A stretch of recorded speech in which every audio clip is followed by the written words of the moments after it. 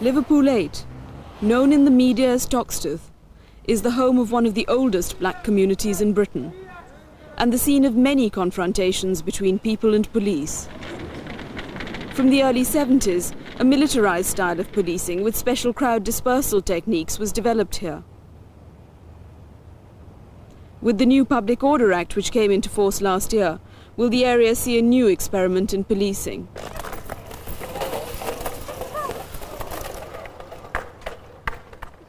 We are firmly convinced that we are being used as a practice ground for the police to develop public order tactics. Obviously they think Toxteth is like a no-go area. You know, it's bad, it's violent, you know, it's drugs. I mean, this is what they think. You know, they don't realise, I mean, you know, they are friendly people, we're nice people.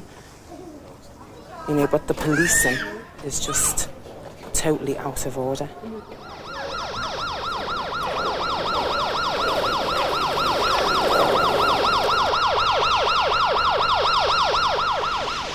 In the wake of the devastation left by the 1981 riots, the West Merseyside police introduced gentler policies, with the community,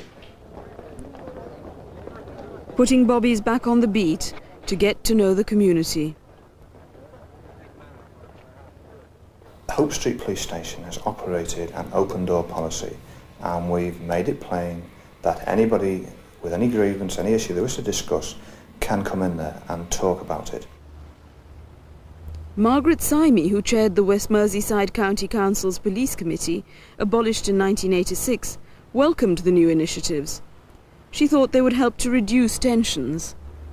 When we first started, the sensitive policing worked.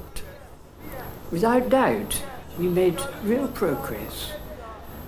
But then this use of the neighbourhood as a safe haven convinced the police that they must come in heavy.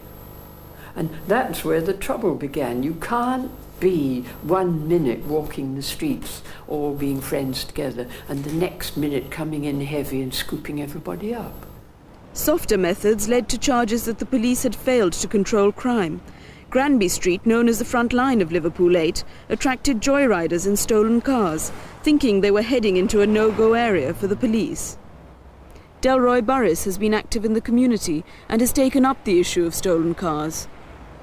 Last year alone, and this is by police figures, we had an astronomical sum of 1,000 vehicles stolen and dumped in this vicinity alone. And you could say nearly every 2 days, because of that, this community was drawn into conflict with the police, because what would happen is white guys would come racing into this area from Speak, Netherley, Kirby, pursued by the police. I mean, you know, they over-exaggerate. I mean, they bring about 3 riot vans, you know, and chase all over the place. And I mean, it's only just to arrest one man. I mean, they over-exaggerate everything. You know, they bank on the sides, not, you know, they shout abuse, things like that. I mean, they're not concerned at all. That's every day. You know, it's you know, to see 2 riot vans up and down Granby or 3 riot vans, I mean, it's nothing. I mean, that's everyday living. That is what our children have to see. I have had it said to me by local people that they believe this is a deliberate strategy, that the police want to be able to practice on Granby, dealing with a mob, and if there isn't a mob there, they provoke a mob. How the hell do you chase a vehicle all the way from Chester with 15 police vehicles? You don't catch it until it's on Granby Street. Frustration led to action. Delroy turned his attention to a derelict site on Granby Street. So me and a few other youth, we dragged all the bricks and all the rubble right across to Granby Street. Went to the other side, grabbed all the rubbish, literally made mountains of it. Threw it all in the street. They shoveled rubbish from that site across the road into Granby, and then we had some, you know, like tippers and everything came the following day. Did the police help in that? Well, the police weren't mentioned in it because the police weren't near it. It was residents, you know, like 2 of the community did it. The police come along and say, well, you know, Delroy, it's a bit heavy, this, what's going on? So I said, I'm asking you the same question. These bricks have all got your name on. You say you don't want any conflict in the community, but yet you've done nothing to clear the rubbish, so we're doing it for you. But that was an initiative which was mounted jointly between us and some of the leaders of the community, who at times are our critics, and we accept that, but will work with us on specific issues. And that was an example of how we do try and work together. It's not all bad news. Since then, there has only been one incident of the police getting bricked. Alan GAYLE, a law centre worker, goes to Delroy's house to discuss an incident involving a suspect car the previous night. Delroy!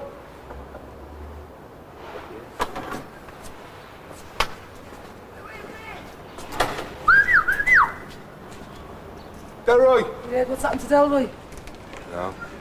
Well, apparently all the women down the bottom are saying about 50 police come in the street at 7 o'clock this morning and took him out, and they're searching round now. I was just standing over there myself, and the lads in the car, in the stolen car, just stopped over there and just kind of locked all the doors and wouldn't get out the car. Delroy was asking them, why aren't you arresting these guys now? They were just sitting in the car. Alan speaks to the police and discovers they're going to charge Delroy. He's allowed to visit him in the cells. Delroy is a very well thought of member of our community who liaises with the police with incidents like this. And over the last couple of months, Delroy has helped the police by taking stolen cars off these people that bring them to Granby Street and actually return them to the police. Though the arrest was peaceful, many may wonder whether community policing is really working. Where people are involved in serious crime, we will endeavour to gather intelligence or information about them. That's part of our job. Not only crime prevention, but crime detection. And it's a formal, acceptable part of our role. What community policing that we are talking about here, it is not a surveillance exercise. Quite honestly, we haven't got the time to do it. Well, not all community policing is community surveillance. What policing means is control. If we have communities where there are high tensions for a whole range of issues, poverty, unemployment, and as we can see in Liverpool 8, effects of institutionalised racism, that if we have that already happening, that conflict is there, and then we say, well, what we're going to do is regulate this community differently, and in regulating it differently, we're going to call it community policing. Community policing has only ever been put into practice in the black communities. May it be Liverpool, Brixton, St Paul's. It was not set up in the white inner city areas who suffered the same abuse, the same brutality, only in the black communities. And all it was a mass observation to get to know the people, get to know their addresses, who they move with, to register and recognise all the vehicles that go in the area, to know who they are. That's basically what community policing was about. There were riots again all over Britain. It looked as though the summer of '81 would be repeated. But this time the Merseyside police were prepared. But in '85 wasn't precisely what happened, that the police were aware that there was tension in the area. Yes. And police in riot gear did precisely go in Yes. to the area in a very heavy way. Yes. Once the situation has got to the stage that serious disorder has occurred, then we have again a duty to deal with it, and we'll deal with it positively and try and again take the steam out of it as early as possible, and we have those resources available to us. But that's the last resort. In 1985, in Merseyside, there was a small incident which began to escalate, but it was certainly containable, that the superintendent in charge of the division actually stated that as far as he was concerned, it could be contained on the street, within the community itself. And he gave an assurance at that time that there would be no harder line of policing. Actually, as he gave that assurance, in his own words, the Operational Support Division was deployed into the community from orders above him and performed a whole range of arbitrary, violent acts against that community, of violent assault.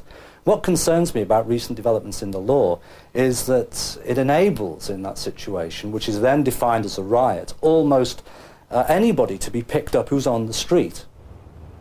The Public Order Act 1986 has added to the legal armoury of the police. New charges, such as violent disorder, give them wide discretionary powers to arrest even those whom they feel might threaten to commit disorder. So I see the main reason that the Public Order Act was introduced was to regulate more clearly those identifiable groups ranging from industrial pickets right across the board to groups in the inner city community. And I think that a lot of people now feel that it was about regulating opposition. Delroy Burris is himself charged with violent disorder on the 22nd June. The prosecution opposed bail and alleged that on the previous night he had obstructed the police in their attempt to chase a car onto Granby Street, allowing the car to get away. He was reported to have threatened them with a paving stone, 2 bricks and a piece of wood. During cross-examination, the defence argued that the police had decided to arrest Burris after he'd been seen at the police station, where he'd spoken to an inspector.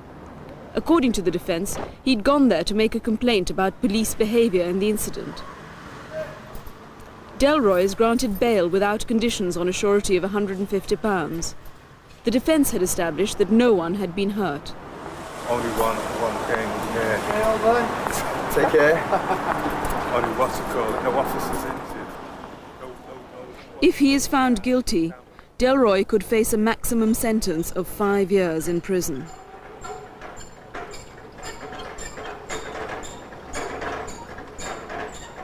What I'm really concerned about is the retrospective use. In other words, that you now have a way of being able to deal with, for example, a complaint against the police by retrospectively charging somebody who was on the street during disorder with a charge of violent disorder. The Liverpool 8 Law Centre has come across 7 other arrests for violent disorder in 6 months. Yeah, man, I just let me out today. Yeah. Of those 7, 1 was charged after a complaint to the police. It's been used widely to deal with football hooliganism on housing estates where there are problems with young people, perhaps causing general disorder. And we've used it in this area when necessary, but it's used sparingly, and we still do use the other lesser offences. What we can see is the increasing use of the Public Order Act within inner city communities, almost in a casual way, to bring charges against specific individuals within those communities that have been named. Well, at the moment, what we're attempting to do is to educate the youth under the new Public Order Act. What we're saying to them now is, if you have a situation where you're confronted by the police, 1, don't raise your voice, 2, don't swear, and 3, do not poke or wave your hands about, because if you listen to some of these cases in court and listen to these so-called prosecutors, waving your hands about now can be a sign of a threat. You are going to do something with your hands. And if you check black people, when they speak, they talk with their hands. Catch 22. Do you think there's going to be another riot in Liverpool 8? If I could predict that, then I would say no. I'd be very disappointed if there was.